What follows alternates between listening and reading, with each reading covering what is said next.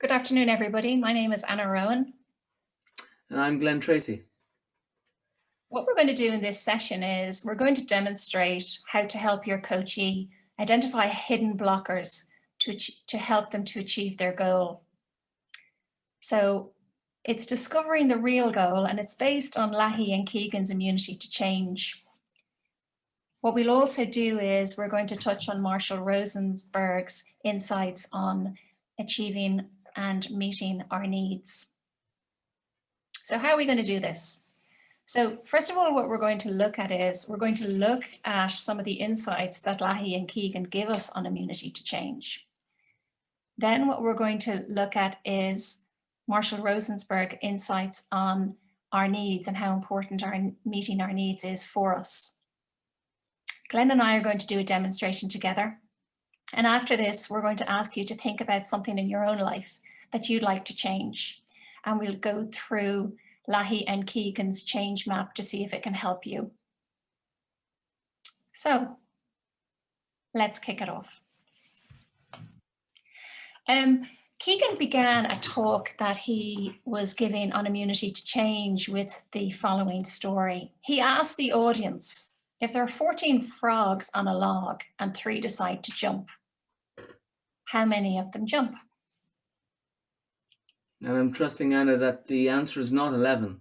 It may be 11. We don't know, because how many frogs are there? It could be 11, but perhaps it's 14.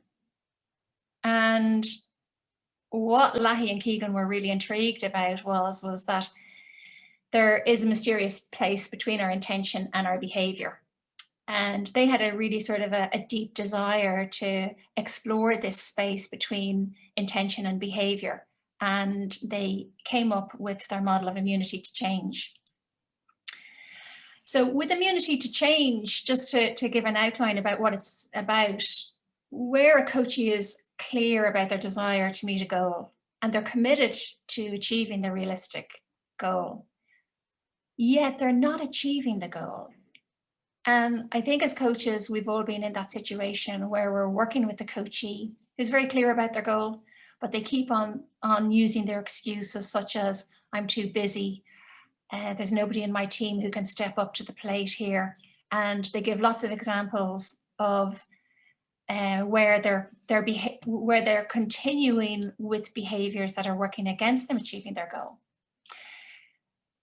So immunity to change highlights that the goal may be touching off core beliefs that are out of their awareness, and their resistance is actually protecting a deeper goal. And could I say, Anna, that one of the things I find that it's very, very easy to assume that your coachee is a procrastinator. Exactly. And by taking that label, we may hide what really is going on. And that is exactly what we're doing with the immunity to change. It's to help us to uncover what's really going on. What is the resistance to change? What are some of the core assumptions that are holding the coachee where they're currently at, where they are continuing to do behaviors that are getting in the way of them achieving their desired goal? So the immunity to change is the structured process to reveal the deeper goal and bring awareness to the assumptions that keep that goal in place. Keegan and Lahey really researched the resistance to change, and they felt that we have a really deep need as coaches to get better insights into these resistances. With patients who were actually going to die if they didn't change behavior, what they noticed was that only 1 in 7 cardiac patients will change their behavior to save their lives. And so this made them really, really curious and gave them this need to look at, for ourselves as coaches, we need new ways to change behavior. Your example, Anna, about the cardiac patients reminds me of an example that Keegan uses, but he's talking to a man who has been told that that he has to change his behavior and he has to take certain medication. And Keegan asked him, do you take your medication? And the patient replied, I have to take this medication. If not, it's going to affect my health. And Keegan said, you still haven't answered my question. Are you taking the medication?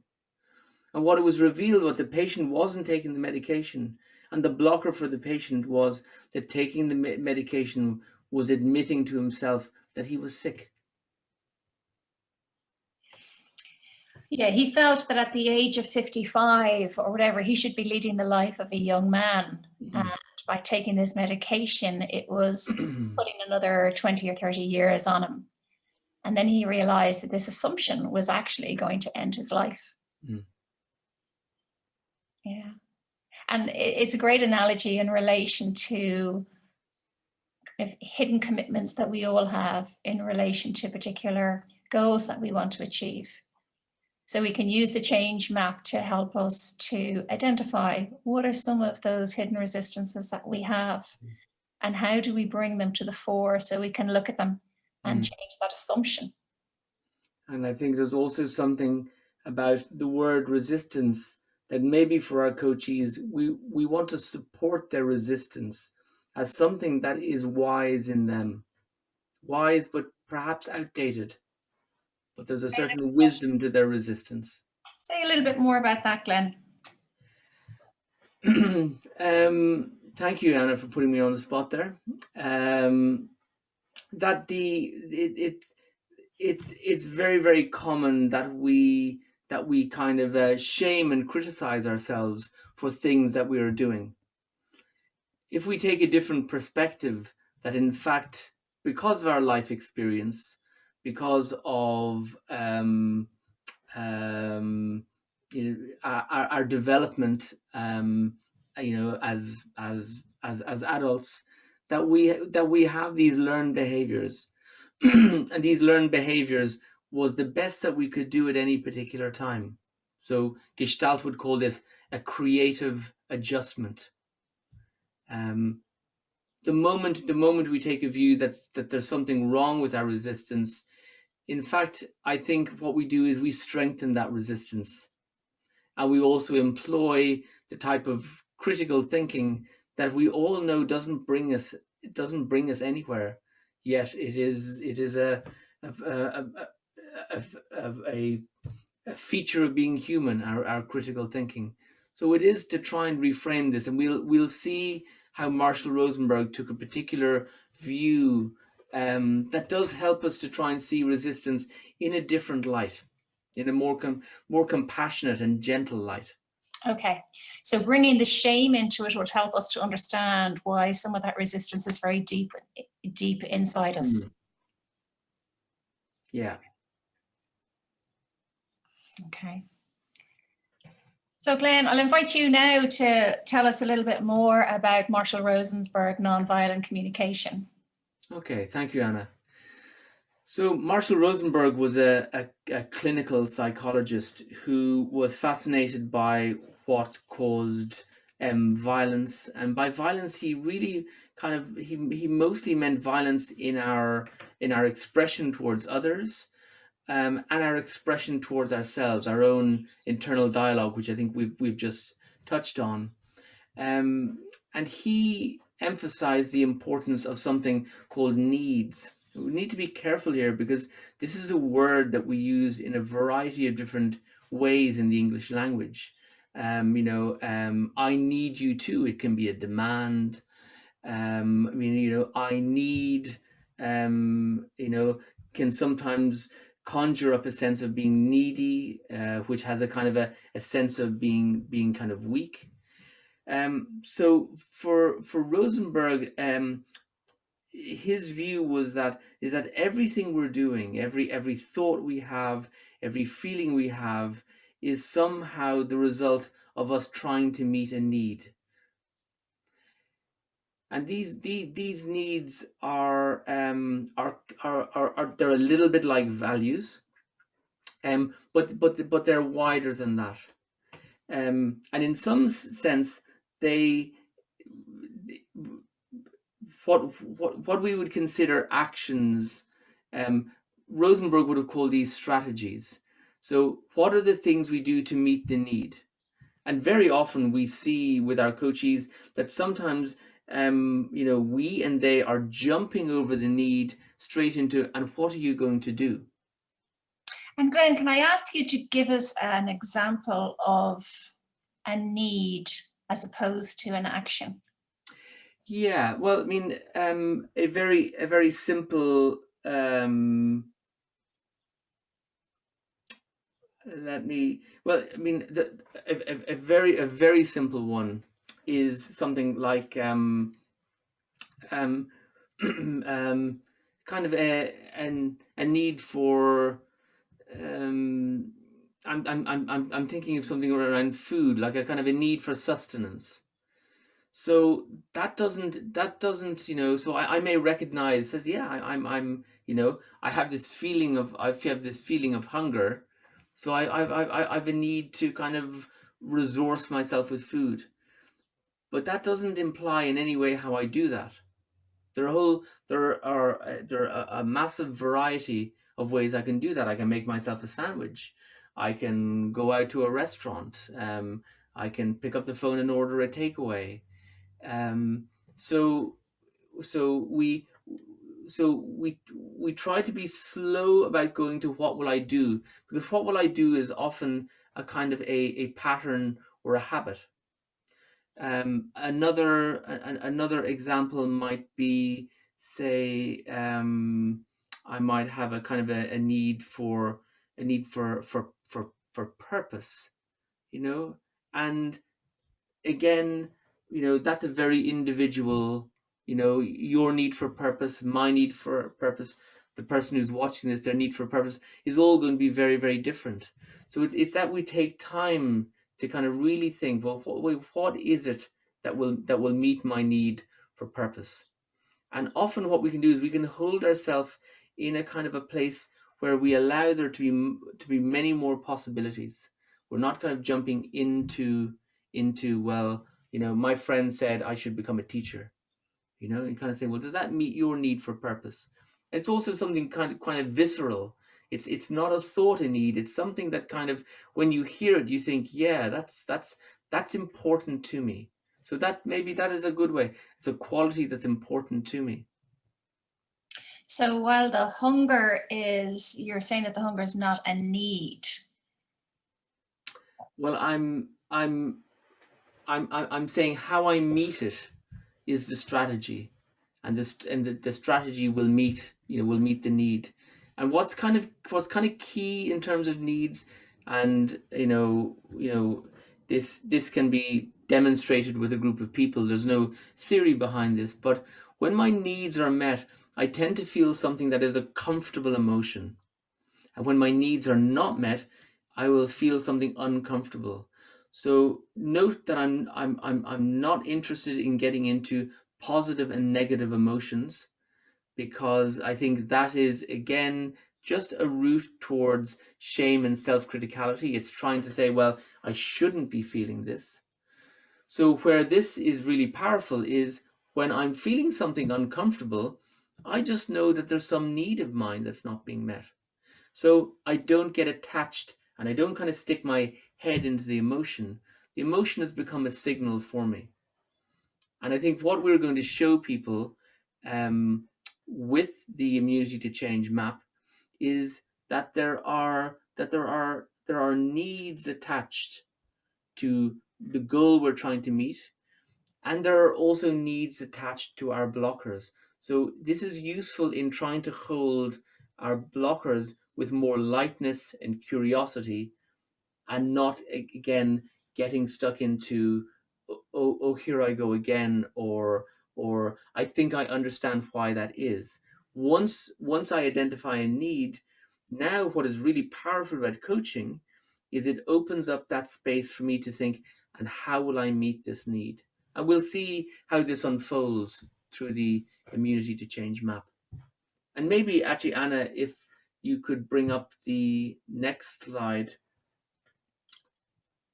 So these are a selection of needs.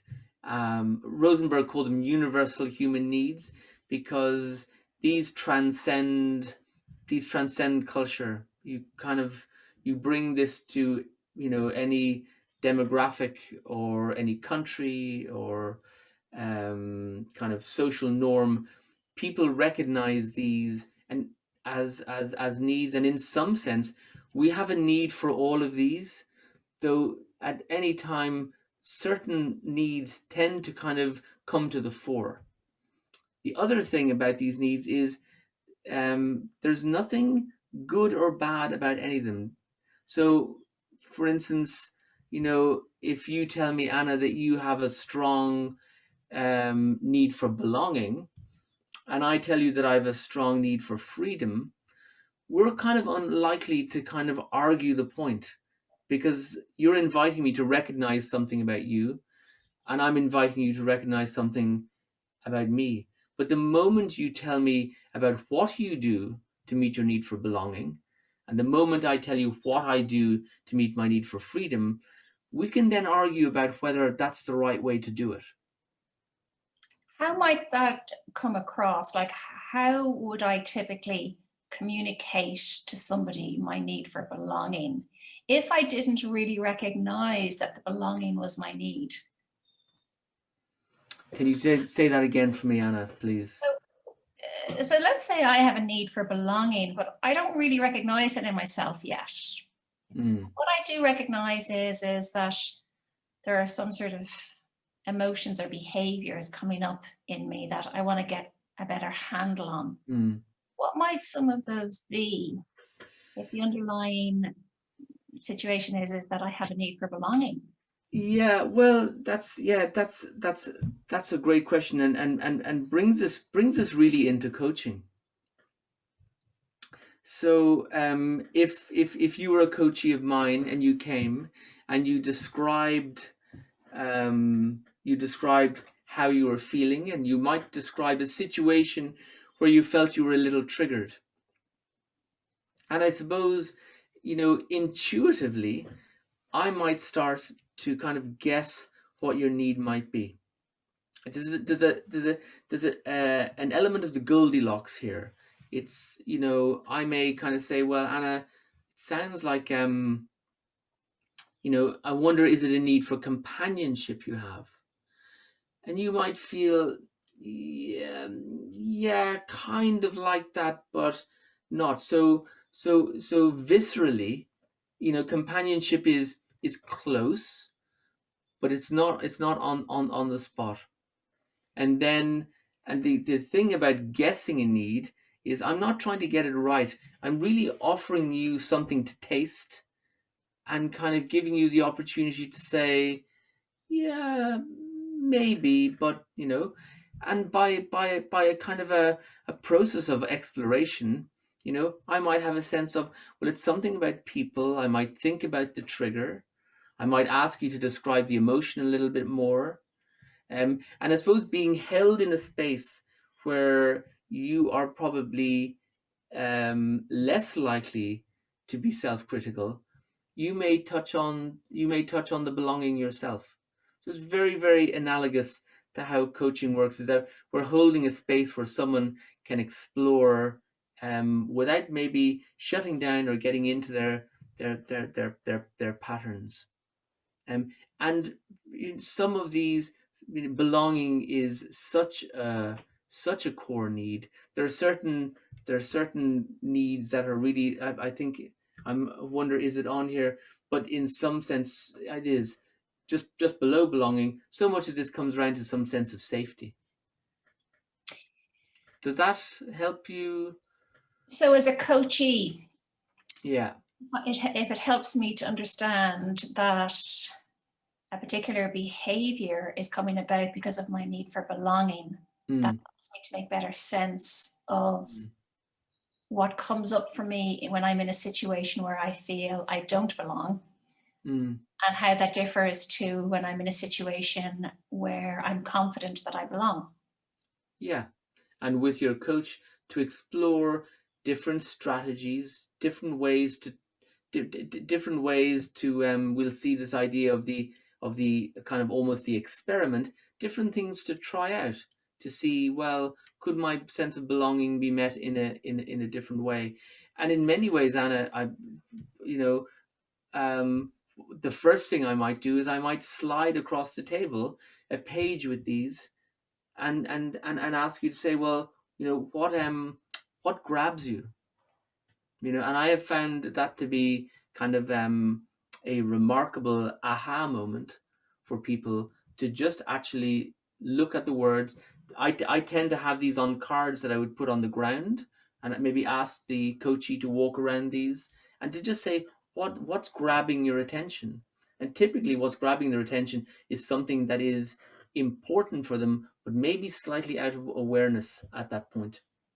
And so I've noticed that you're not using the words needs with your coachee at that time. You're asking them what grabs you. Yes, because this word need is slightly loaded in our and often it's related to the strategy. I need a sandwich, rather than, I need a sandwich to meet my need for kind of, sustenance and resourcing and energy. So this is the immunity to change map. So in some sense, we start on the left-hand side with a kind of what I would call a classic goal that may come into the coaching room, and then we work across to try and find, what are the commitments that I've made that may be stopping me meeting this goal. What are the assumptions related to that? And just as we've described, Anna, the idea to experiment, a very Gestalt idea, the idea that we don't rely on having some insight. Insight's wonderful. Insight doesn't tend to bring about change. It can bring a certain catharsis and a relief, but ultimately we need to practice. And the experiment is a way for us to practice with these hidden blockers.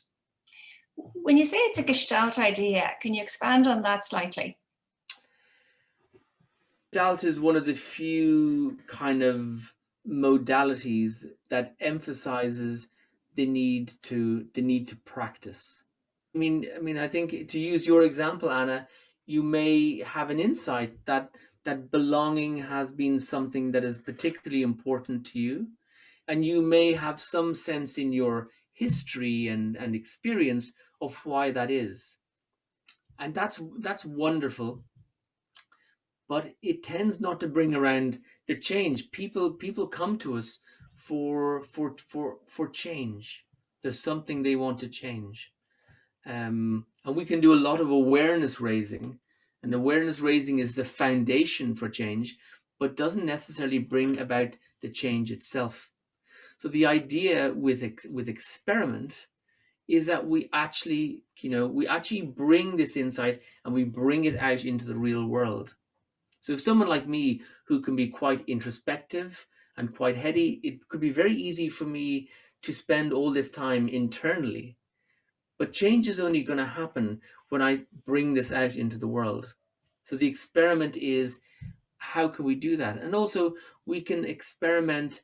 We talk about grading the experiment. We can take a very simple experiment around, say, belonging. We don't have to take on the full gamut. So much in the way that we train or practice for anything, we start out small and we build on that, and we reflect on our experiments.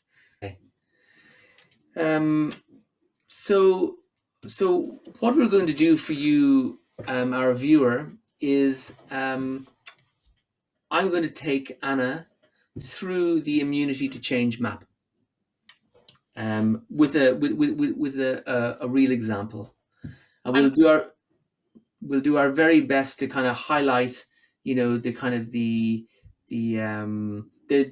nuances of doing this process. What I might ask a coachee to do is I might ask them to take a piece of paper, and I will ask them to put on 5 columns as you see on the slide, and to divide the third column into 2 sections.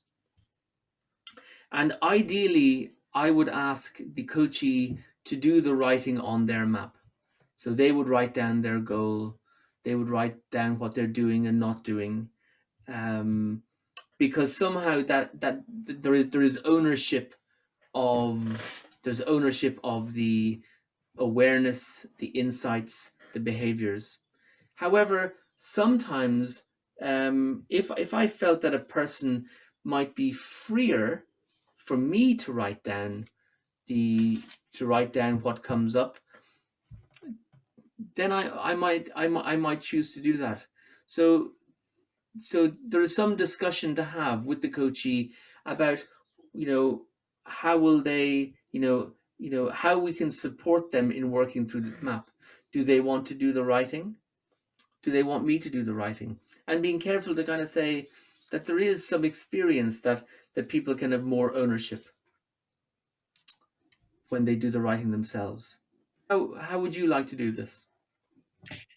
I think actually, Glenn, if you wouldn't mind doing the writing. Sure. And I'd like to say that I'm stepping into this without having thought it through. So I'm stepping into this as a real example and not something that I've prepared. Okay, that's fantastic. I think our viewers will. I mean, there will be a realness to this that I think. Yeah. Okay.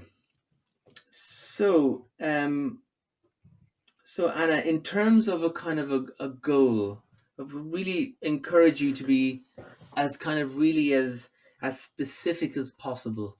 Okay. Yeah. So my goal is to get a mortgage to buy a house. Okay. So I would imagine that the goal here is to. So I'm hearing two things. I'm hearing about the mortgage and I'm hearing about the house, and I'm feeling that the kind of goal is to own your own house. Yeah, actually, that is my goal is to own my house. Okay. And I am really focusing on getting a mortgage. Right. Okay. And just before we, so I noticed I've used the word house. You may have in your kind of vision an apartment rather than a house. So is your goal about a house, or is it? I'm not entirely sure. It could be a house Okay. or it could be an apartment. I'm open, but it's to Okay. own a home. Okay. Okay. So I'm writing down here, the goal is to own your own home. Yeah. And I'm noticing how home has a different type of kind of sense to it than house or apartment. I think it has. When I said it, I think I did put it kind of a slightly different emphasis on it. Okay. So what we do now, Anna, sense of the double negative here that we have to kind of try and be kind of clear about. So what we're going to do now is we're going to look at things that you are doing and not doing, and these can be thoughts, these can be actions, the things that you're doing and not doing that are getting in the way of the goal. So we're kind of looking at, what are you doing to block this goal, and what are you not doing? So my sense is that we start with the not doing. So what are the things that you're not doing in order to meet your goal? I'm not completing all the paperwork that I need to complete. So you're not completing the paperwork. And to be specific about the paperwork? Just all of the applications is ongoing application, and now it's online. So you upload everything online. And so I'm not, while I have most of it done, and I'd say I have 80% of it done, it's that last 20% that I'm just not doing it. I'm also, I'm only speaking to one broker, so I'm not broadening my field with regard to, for example, I didn't return a call from AIB who called me, which is one of the banks, to say, you mentioned you're interested in a mortgage. Would you like to talk to us? And I haven't returned their call. I'm focusing on the kind of complex system that I'm in at the moment that I haven't completed. So in some sense, you didn't return a call from a broker. Yeah, I didn't return a call, and I haven't completed the comprehensive process online. Okay. All of the uploads of everything that I have to upload. Okay. And can I just when you mentioned that first not doing, is there, of the kind of 20% that's remaining, is there some of that information that you still have to source or get? I have to organize it. I have the information. I just need to organize it. Okay, so you have all the information. Yeah, I do. I have it or I have it at my fingertips. Okay. Not organizing the paperwork, which obviously leads to not completing the paperwork, and then not returning a call from a broker. Okay. And I'm not scheduling any time to do this. Okay. And I'm also not thinking about it. So when it comes into my head, I quickly push it out by thinking about something else that. Okay. Just so that sounds like we've kind of transitioned into the excuse me, into the doing. What are you doing? You're you're pushing away the goal from your thoughts. Yes, that's what I'm doing. Is there anything else that you feel that you're kind of actively doing that's getting in the way? I'm staying very busy on day-to-day tasks. I'm telling myself that I need to stay busy making money to make sure that I can get a mortgage. Yet I'm not. So that's what I'm kind of staying busy with the day-to-day tasks. Telling myself I need to do this. So this kind of sounds like there's a kind of like a pseudo commitment in there, that being busy is somehow part of meeting the goal. Yes. Except in some sense, as we're talking about this now, it is kind of showing up as a blocker. Yeah. Anything else? In relation to what I'm doing. Anything, yeah, into doing or not doing. I'm wondering, is there some aspect of all of this has been very much you, and I feel if we kind of widen the field, is there any other aspect here in relation to another person, for instance? Just and there may not be. I'll be buying the home on my own. Okay. Focused on things that you're doing, and I'm just wondering, is there anything else in your kind of in your wider kind of field that has an impact on this? Anything that you might be waiting for? I can't think, Glenn. Can I just ask you what's coming to mind when you ask me that question? Just, it might help me to. Are you thinking, is anybody going to leave me any money? I suppose, yeah, that I mean, I wasn't thinking that overtly, but yeah, something like that, something that is happening kind of, further afield. I can't think of anything. Okay. Well then let's not push any water uphill, and we'll kind of move on. So in column 3, the part about the worry is, what I want you to do is, and I'm going to kind of read these out because I have them written down. So I'm going to ask you to imagine that you are not doing the things you're doing and that you're doing the things that you're not doing. So one of the things you're not doing is you're not organizing the paperwork. So I just want you to imagine that you are organizing the paperwork. I just want to notice what arises for you. And again, let's not put any water uphill. If it isn't a strong sensation, then we move on. We have several kind of actions that we can look at. The first thing I'm thinking is it's hard for me to imagine organizing the paperwork. Okay. It's hard for you to imagine. And if you kind of express that in terms of a kind of a sensation or a feeling, when it's hard to imagine something for you, Anna, what does that give rise to? Shame. Shame. What kind of an idiot am I? What's Okay. wrong with me? Okay. Straightforward. Okay. Yeah, and I just kind of noticed the harshness of that self-critical voice. Yeah. I'm quite taken aback by that. That's very real in me. Yeah. As I say that out loud, that's a very familiar.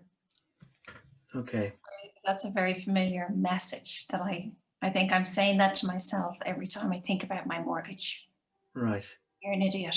What are you doing? Why aren't you doing this? What's wrong with you? Yeah. Something about the power of this emotion that makes me kind of sense that the kind of magnitude of this is almost a sense of I'm not really expecting any other great reveals from the others. Who are the others? The other actions, the kind of the doing and the not doing. The kind of exercise, let's just take a look at the others. Mm-hmm. So not completing the paperwork. You know, you've said you've got 80% of it done. What arises when you imagine that you complete 100% of this?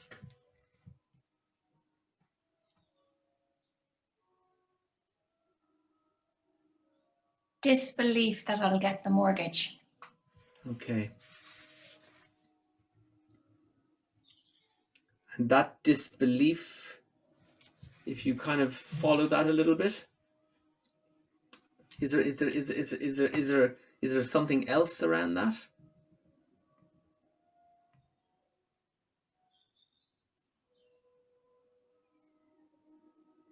There's something coming up about, do I deserve the mortgage?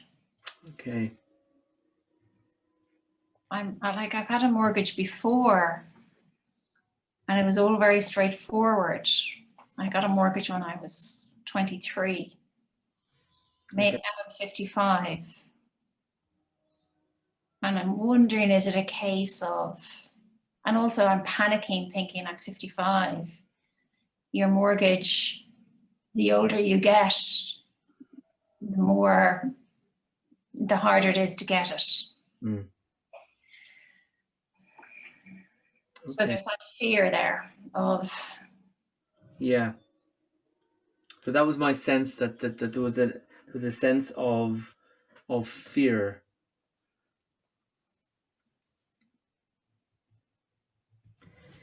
If you imagine returning the call to the broker. I'm okay with that. You're okay with that. Okay, so there's no worry attached to that. I think it's the last part. As I say that out loud, I think it's because the call to the mortgage broker is the first step, and I do everything very, very well up to the first 80%. Mm. And it's that last hurdle. It's the last hurdle, Glenn. Yeah. I stop dead at. But if to challenge you slightly, Anna, you saying to me that kind of the first 80% you do well, yet you've given some evidence of something very early at the first step that you didn't do. I'm just kind of wondering: is there something? Is there a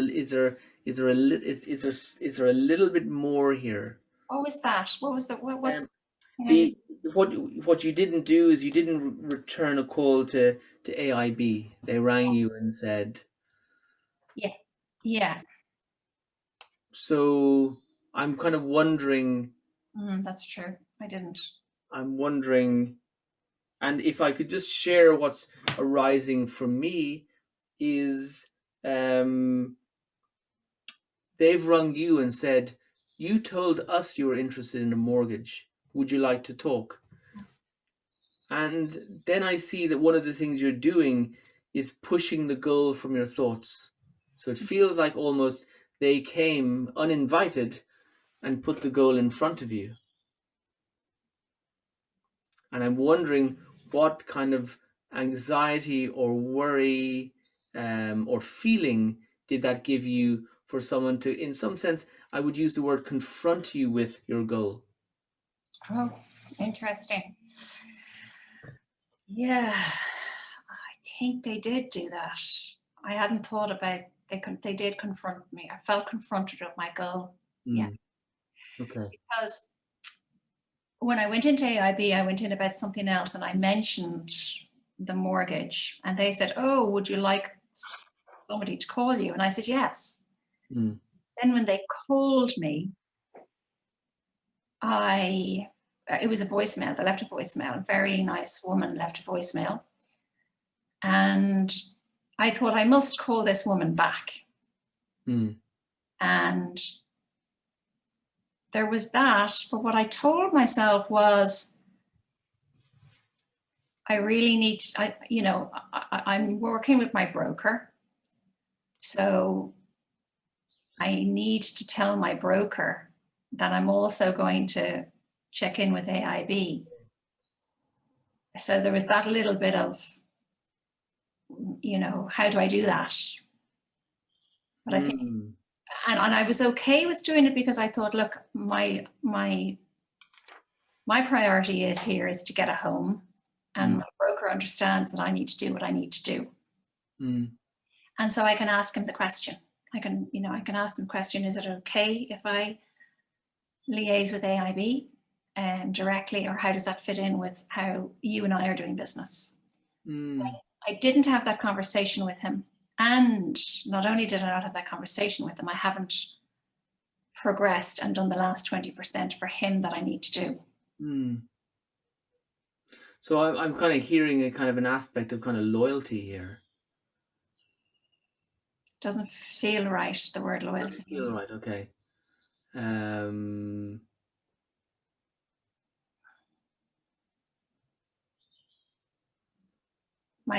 It feels very fragmented. It feels that if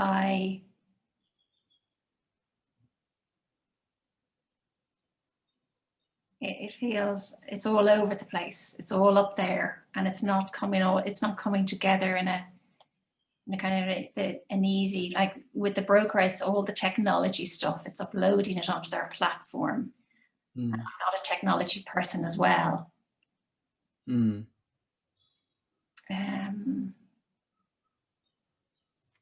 But I think when you said when you said you're confronted with your goal, that really resonated with me. Like the shame of that person kind of, confronting me with that goal. Even though that person, what they're doing is what I want them to do and what I invite. So we seem to be back to that aspect of kind of shame. That's coming up for me in this conversation, Glenn. Yeah. Okay. And Anna, I'm kind of conscious how time has flown, and we have 12 minutes.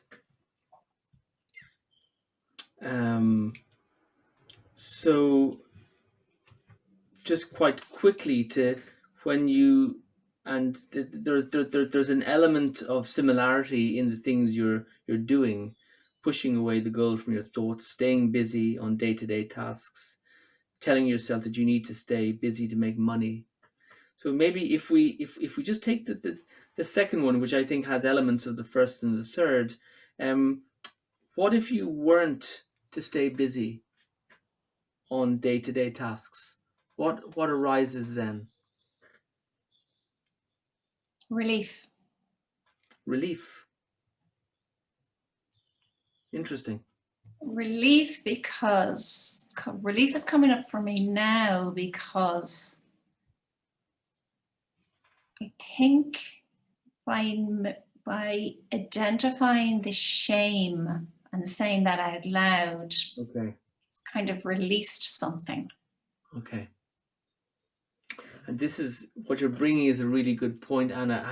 How in the doing of this process, as things are honestly evoked, it has a ripple back effect on what we've talked about. And one of the things that I have that we've omitted, we might try and do quite quickly. Can you identify what need of yours is met by owning your own home?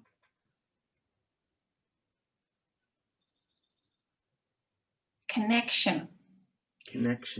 Yeah, because connection to a place and to people.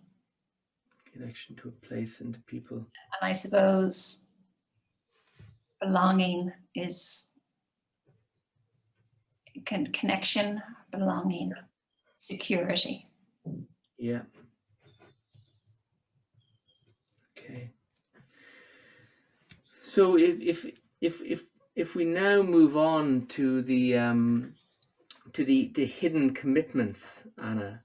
So this is like, what kind of it's almost like, what mission statement for Anna are you upholding at a deeper level? So I've heard, you say, I don't deserve a mortgage. I also heard, and it's even hard for me to repeat this, what kind of idiot am I? So I'm just kind of wondering where, there's some commitment at play here. Do you have any idea what that might be?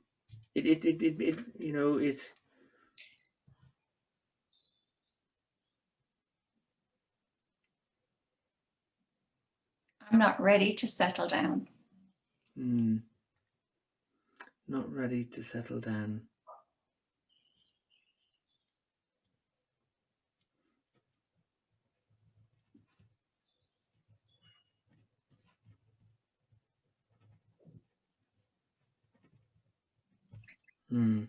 I refuse to. While the getting older thing is a real fear, I'm avoiding that.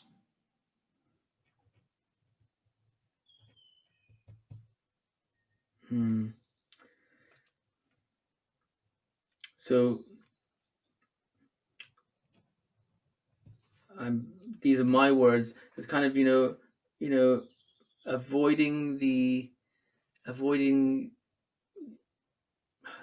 avoiding your stage in life, avoiding your place in life, avoiding the future. Possibly. And while every element of me is very much embracing, embracing my life, embracing the menopause, embracing things that come with age, there's something different about this. So it's tying me down a little bit. Actually, that's maybe what it is. It's tying me down a bit. Whereas other elements of getting So the hidden commitment here is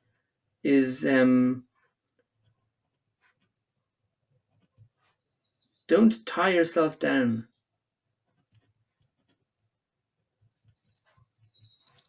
And I'm wondering, in your life experience, does that have any familiarity? Does that have any resonance, you know? I'm self-employed, I've traveled the world, I'm single, I'm very independent, I'm independent thinking. So they seem to kind of fit with that hidden commitment. But I'm kind of wondering, does that hidden commitment feel familiar kind of in your upbringing even? You know, I wonder, those words, don't tie yourself, don't get tied down, don't tie yourself down, stay free and easy. Does that resonate? Okay. Very much. Yeah.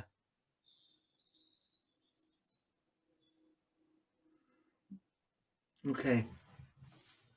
And again, I have my eye on the clock, unfortunately. So this is kind of related to the hidden commitment, but the big assumption, what could be described on the basis of this as the big assumption? My big assumption about myself? Yes, in relation to what has been revealed here. Yeah. So I think I'm making an assumption that if I have a mortgage, I'm no longer free and easy. When I have the belonging and the connection that I'm looking for, that is to some extent limiting. Yeah. If I have a mortgage, I'm no longer free and easy. Mm. And again, just to be faithful to our viewers, when we look at your hidden commitments, what I'm kind of seeing is this the word that comes from me. So, you know, I'll offer this to you and tell me how this resonates for you. But the hidden commitments seem to be around a sense of freedom.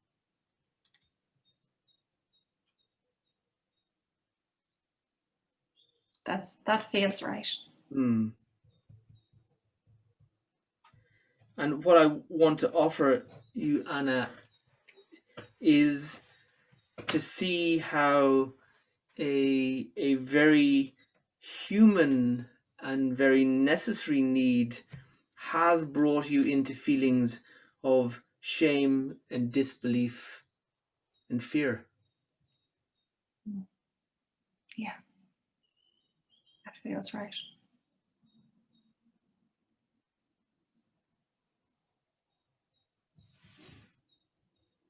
So freedom is yeah. Freedom So, very important for me. yeah. I find I get very anxious and when I don't have freedom. Okay. It affects my mood. So I think what we're seeing, and again, to make a teaching point here, you started out with a goal, and the goal had you were very clear, you were very quick to state the needs for connection, belonging, and security. But what has been lurking out of awareness is this desire for freedom. Yeah. Very true. Yeah. Yeah.